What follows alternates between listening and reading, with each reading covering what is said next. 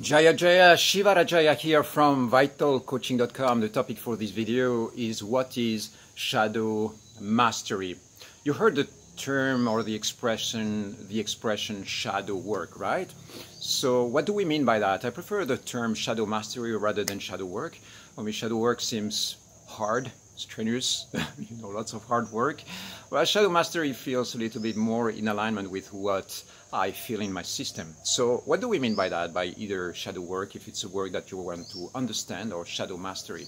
So the idea is very simple. Step number one, identify the shadows. Okay, if there are shadows in the field, is try to identify what they are, where they are. For instance, if you are a human being who is subject to anger outbreaks, right? And suddenly you go like, you explode and you get completely enslaved and taken over by this emotion, and you lose your center, you lose your power in the process, and you feel really guilty and ashamed about it. Well, here we go. You have a shadow emotion in the form of anger that you just identified. And then that's the first step. It's like this shadow is present in the field. The second step is to be able to transmute this shadow, to be able to play with the waves, and instead of being dominated by it, to be master of that shadow. This is why I use the term shadow mastery. And what does it look like? Well, for instance, you might be in situations where, or your mindset might be, I will never ever feel anger again in my life. This is not an emotion I want to have in my field. So will this work? Probably not, right? There might be situations where anger might be justified. There might be situations where anger might feel really good, where you go like, I love getting angry about this shit. Because basically you feel like you're really owning that energy and mastering it. This is why you master that shadow rather than suppressing it, putting a lid on it, or pushing it out of your life. There are lots of shadow emotions in life, lots of dark emotions in life that are actually pretty useful.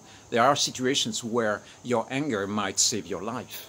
There might be situations where the rage and the stress that you feel permeating your system might put you into states of trance that might activate something inside of you that you would not have touched otherwise.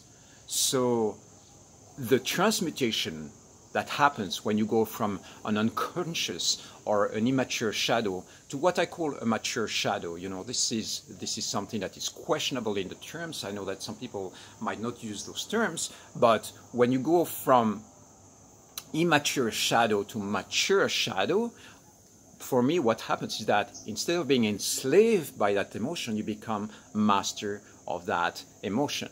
For instance, if I go into a rage and it's a conscious rage, for me that's still a shadow.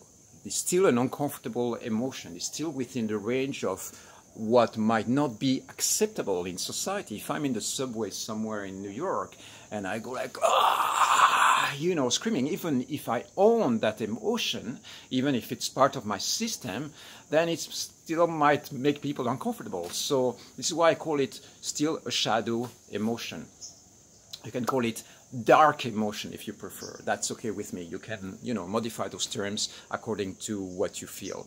So the idea of shadow work or shadow mastery is to be able to look at those shadows and find ways of transmuting them, owning them, or mastering them. Instead of being enslaved by that emotion, you become master of that emotion. And some of those emotions, when they are in shadow zone, you look at them and you go like, yeah, I don't need that.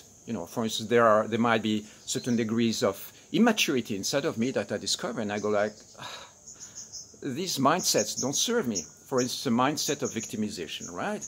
If I see myself being trapped in a situation, I start victimizing instead of taking ownership for what's happening. I say, oh, this is happening to me because I blame other people. Then I look at these emotions and these mindsets and these frames, these stories that might be in my mind. I look at them, I say, this is not very useful to me. Actually, I don't need that in my field. So instead of victimizing, I'm going to take responsibility. So this is also a transmutation of that specific mindset, of that specific emotion. So I hope this makes sense. You see a little bit more clarity behind that. This is what you can call shadow work or shadow mastery in my field. And yeah, curious about your definition of shadow work. How do you define it? And is this something that you can relate to? Give me some examples, situations where you faced a shadow emotion, you managed to identify it and transmute it. I would love to hear more about your own experience. Love you. I will see you soon.